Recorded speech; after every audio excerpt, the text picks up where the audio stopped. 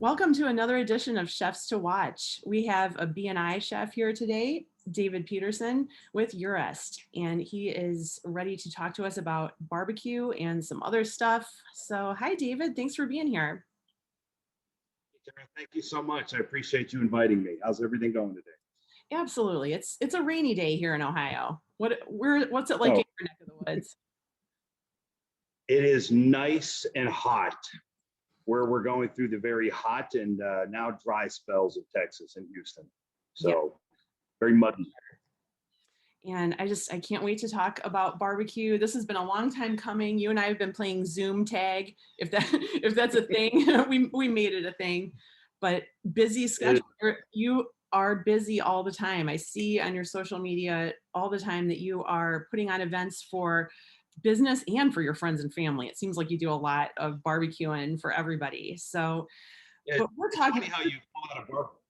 Oh, go on. It's funny how you pull out a barbecue pit, and then all of a sudden you have so many more friends than you really realized you actually had. That's so right. Good buddies coming out of the woodwork. And Coming out of the woodwork. And I think that's the community of it. And that's part of the reason why I think so many corporations that have Eurest as a food service provider are looking to you to bring this barbecue to them because it's such a magical thing. It's amazing. You are in Texas. So tell us like about some recent barbecue things you've been doing. Well, got to be honest, it's been a little slow going with everything that's been kind of happening in this world. We've been having kind of some small one-off events, which we haven't been able to pull out the big beast as much as possible.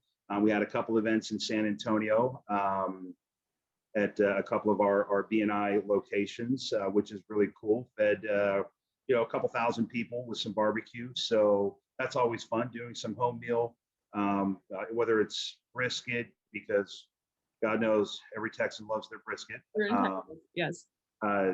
Or pork ribs, or if we're doing some pork shoulder, classic sides. Looking forward to actually when it gets a little cooler and not 1,000 degrees with 1,000-degree humidity, because we have a couple of events on the horizon here in October and December months. So looking forward to those for sure. It'll keep you warm in the winter as opposed to cooking you even further in the summer. Well, like I always say, I sacrificed my body for this company, so I'm kind of insulated already. Good for you. You're doing it right. And I am going to put a link because since you are more brisket forward being in Texas, but you did talk to us about pulled pork, and I have a big pulled pork story that I just wrote, and I'll try to put a link down below so people can find that because you had a whole bunch of cool uses for that. I wondered if you could walk us through sort of when you do an event for 1,000 people, like somebody's company picnic, say, what can you take us through what happens before? Are you starting like super early in the morning, like, or the night before? What does like a typical kind of setup look like? Well, I like to think that I didn't create, the thought process on how to get it set up and everything. I just kind of know what I know, what I've been taught, and I always kind of work myself backwards. So if the time frame is 11 o'clock that we need to serve, I just work the hours back, give myself a little bit of cushion, and then we'll start. So if I'm going to smoke, I'm going to smoke anywhere, if it's brisket, anywhere from 12 to possibly 18 hours, depending on the weather, because when you're outside in the elements and you're using the size of barbecue pits that we're using, elements really have an effect. If it's too cold, it takes longer to heat those chambers up. If it's too hot outside, like in August, it doesn't take that long for those chambers to heat up. They're already sitting at 110 degrees. There's variables there. Okay. Yeah, lots and lots of variables. It also depends on, with our pits, where we put the, where they're angled with the wind. If there's too much wind coming back onto the pit, it really pushes the smoke back out. And if there's a good flow coming from the back of the pit, it really helps, create that whole vortex in the pit to help move it across the meat and up and out the stacks. So there's a little bit of science involved, a lot of science involved if you think about it, but mainly to stepping back and taking a look at when you're supposed to serve, understanding what you're cooking and the guests that you're cooking for. And then we just plan it out from there. I kind of hope that answers your question. It does, yeah. And just so our listeners can understand, this is not your neighbor's smoker that they make ribs for a block party. This, like, tell about your smoke. Like, we won't name brand names, but if you know what it is, but describe like how big this thing is. Well, I got to give a shout out to the boys, if I'm allowed to do that. Sure. It's Texas pit smokers. They're out. Clint Shockey and his team. East Texas pit smokers. I forgot the east part. Their team is out in Tyler, Texas. Okay. They do an amazing job making our pits. They actually make our pits for most of our company. They made several pits for up in Michigan. Granted, we got a couple of pits out in California, and then obviously we've got our trademarks here in the Texas market. We have one pit that is a 33 to 35 foot trailer. It holds about, it's small. It's not small. This is a lot. Yeah. It's a double barreled barbecue pit. It'll hold about 5,000 pounds worth of protein. Nice. Amazing. I'm sorry, 2,000 pounds worth of protein, and it'll serve about 5,000 people. It'll serve. I get a little excited when I talk about the pit, so kind of bounce around a little bit.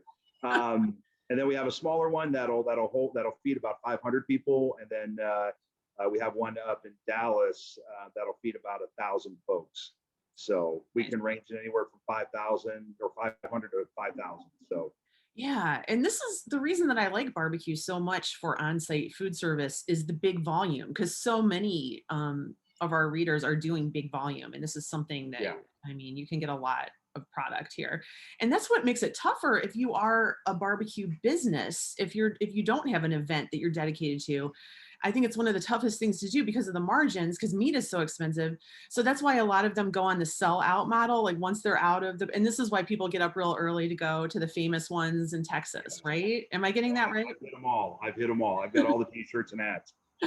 Yep. Do you have a favorite, or is it too controversial to say? I've got a few right now. Nose. I'm gonna give a shout out to the folks over there in Crockett, Texas. Mimsy Barbecue. If you're ever in Texas in the Crockett area, which is between Dallas and Houston, they're the next biggest, best thing. Yeah. Okay. Yeah, she does. The chef there and the pit master there, they do amazing work. She's a culinary student, and he's been a self-trained pit master for years. So they do amazing work over there. Very cool. I'm writing this down. What was it? Mimsies. Mimsies. All right, we're coming to try you, Mimsies. That sounds amazing. And I love the ability and I'm seeing more and more of that when chefs work with pit masters, and it's kind of like, what are we going to get? What do we do? What are some of your favorite side dishes to use, or to serve with it? Like, what are some of your top side dishes? That's a great question. Because I love them all. Me too. It's hard to pick one. I don't want to make the other ones get jealous. Yeah, I know. Mac and cheese, baked beans. So I love greens. I love the collard greens. I think those go really great with a classic barbecue. And plus, it's green. It's like it gives you some vegetable there. Yeah. Oh God. Yeah. And it's slow cooked. If you do it right, slow cooked. With bacon or ham hocks, and just let it go and let it just walk away from it. Oh, yeah. Mac and cheese, obviously, it is a must. It has to be a staple. But there is a certain way that I like to do my mac and cheese, like a 50-50 blend of American and Velveeta. So I won't go in the rest of the details. Can't give away all my secrets. No. It's Velveeta. Also, I'm a big fan of green beans. I'm a big fan of baked beans. It really depends on what. I love it when people trick it out a little bit and they do like a chipotle mac or a miso mac. I haven't met a side I really didn't like. I know, so true. That's one of the best things about barbecue. And I think in a way, it sort of is, if you have a vegetarian or vegan with you, that's they can eat that. I mean, there's plenty of sides at a barbecue. That's I kind of think that's okay to I do. will say one of the last sides I fell in love with was when I was at Mimsy. She did a candied Brussels sprout.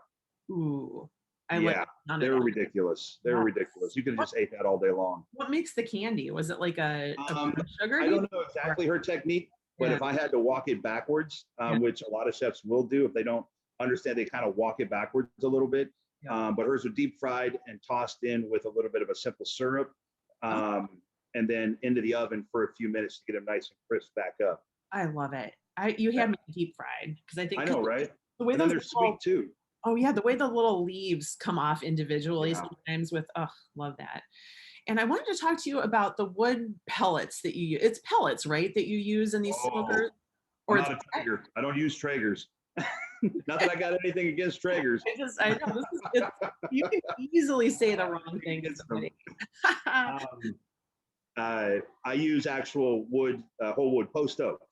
I'm an offset barbecue Post kind of a guy. Correct. Yeah. I'll throw in every now and then. I might throw in pecan Mhm. or hickory, Okay, maybe one piece, yeah. or two pieces here and Well, there. I never thought you Um, could sort of do a combo. You could do like yeah. a little bit of post oak, a little bit of hickory. So Yeah. it seems like people always say that people in Texas like mesquite. That seems like that's supposed to be a big one. Or you're not a fan of mesquite as much? Well, so I've got a theory on that, and this is something that I kind of learned after cleaning barbecue pits out. Post oak is a very white, hard oak. Yeah. So it burns. I know it's going to be weird to say, kind of like jumbo shrimp, right? Oxymoron. It burns very clean and it doesn't Yeah. really soot up or muck up your smoker. Mhm. So there's not a lot of cleaning that you have to do. And Mhm. when you taste the food, it's more It's more pure smoke and not very bitter. like yeah, Where like weighed down. Yeah, because you had mentioned yeah, before that you think other woods are more bitter compared to post oak. So that's if you solely use like hickory, to me it tastes a little bitter. gonna be like a I like muddier. I like to celebrate the Huh. meat Yeah. and the wood, right? I like to celebrate those two first. Then Yes. everything else is just it's icing on the cake. For sure, for sure. And I wanted to ask you, I really could talk about barbecue all day, but Open it up. you have something behind you that's kind of interesting, and I wondered if you could tell us what is that? Well, that right there, that's a really cool thing. It's our in-house at one of our locations. Let me kind of tip down a little bit. It's called Farm Shelf. So here at this location, along with other locations, we're actually growing some fresh herbs. I don't know. Is it okay if I kind of pick up and walk over Sure, there? let's try. I'm going to try not to make it so jumbled around, a lot. Yeah, yeah. Oh, I love it. We're getting a tour. I'm seeing it. Oh, how cute is that? Right? Aren't those awesome? So Oh, they're so sweet. Little BBs, baby plants. yeah, our chefs here are growing Oh yeah, those are some nice grow lights. yeah, in their garden. No So doubt. it's all controlled. It's all water is purified, and they grow. I think those right here we have actually it's lettuce. All of this is actually lettuce. Then we have lavender, and Mm. there's more lettuce at the bottom. Um, but all of that is grown in house for our guests and for our team to use, Uh-huh. which is super fun. Our guests can kind of see where the food's coming from.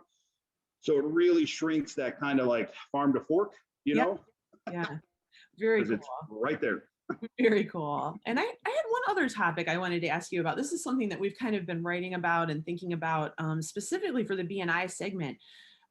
With more people working from home and corporate cafeterias are changing, I wondered what are some ways that you guys have been sort of adapting to that, or how is or are a lot of your companies the people are there and they've always been there? Because some are like manufacturing plants and they have to be there. Yeah, you're absolutely right. I think that so our model is we follow the highest security standards that are in practice, Mhm. whether it's the CDC guidelines or it's our guidelines or it's our guests or our clients' guidelines. Mm. So whatever the highest guidelines are, those are the guidelines that Okay. we Yeah. follow and adhere to. So if it is 6 feet apart, and social distancing, wearing masks at all time. As you can see, I'm kind of all by myself, nobody around me. That's why my mask is off. Yep. But when people come around and sit down, definitely masks go back on. So, but it's been a very troublesome road that we've all been Yeah. on. I'm glad that a lot of people are able to stick in, and still hang on, and hoping to get everything open back up again and opened up quickly. We just got to hunker down for a little bit longer. From what it's looking like. I know. It's a thing that is changing day by day, and we just got to take it one day at a time. But it seems like you've got a good handle on things, and you are brightening up people's lives with the barbecue and the stuff that you bring to them. So you're Well, definitely doing your part, and we appreciate you. Thank you. my chef always told me, if you want to make someone's day better, bring the food. Yes. So that's what I we do. know. It's so much about nourishment, absolutely, of the soul. And I think that you really carry that off well. And we're gonna, as always, stay in touch with you through the rest of the year and beyond. We're gonna see what happens with you because you are a chef to watch. So thank you so Thank much you. for being one. I appreciate it. Thank you so much for following.